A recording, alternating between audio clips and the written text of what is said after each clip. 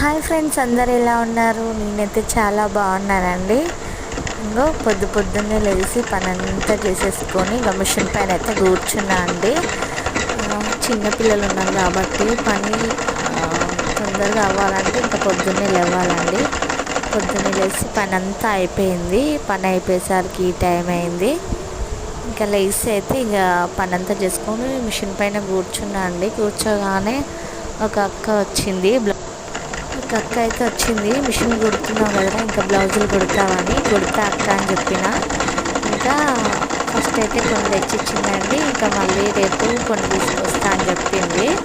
So ఇంకా బట్టలు అయితే కుట్టడం స్టార్ట్ చేసిన అండి. మొన్ననేమో ఇంకా ఇంట్లో వాళ్ళకే కుట్టిన అనమాట. టైం సరిపోదని ఇంకా గిరాకీ కుడదామనేసి ఇంకా డిసైడ్ అయినా అండి. ఎందుకంటే కూర్చొని తింటే గుట్టలైనా తరిగిపోతాయి కాబట్టి ఏదో ఒక పని చేసుకోవడం బెటర్ అండి. ఇంకా అండి మిషన్ కుట్టే వాళ్ళకైతే చాలా అంటే చాలా ఓపిక ఉండాలండి. ఎందుకంటే చిన్నపిల్లలు ఉన్న వాళ్ళకి, మిషన్ కుట్టే వాళ్ళకైతే ఓపిక చాలా ఉండాలి. సో నాకైతే మామూలుగా అయినా నేను ఏదైనా చేయాలి అనుకున్నప్పుడు నాకు ఓపిక చేసుకొని చేస్తాను అండి. ఆ విషయంలో మాత్రం నాకు చాలా ఓపిక ఉంటుంది.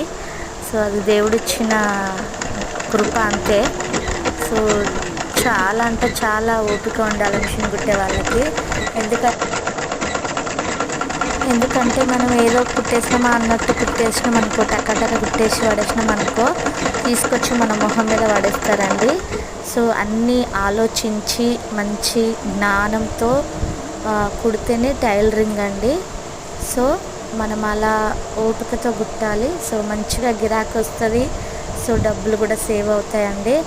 ఓకే ఫ్రెండ్స్, నేనైతే ఇంకా గిరాకీ బట్టలు కుట్టడం కూడా స్టార్ట్ చేశాను. వీడియో నచ్చితే లైక్ చేయండి. కొత్తగా చూసేవారు ఛానల్.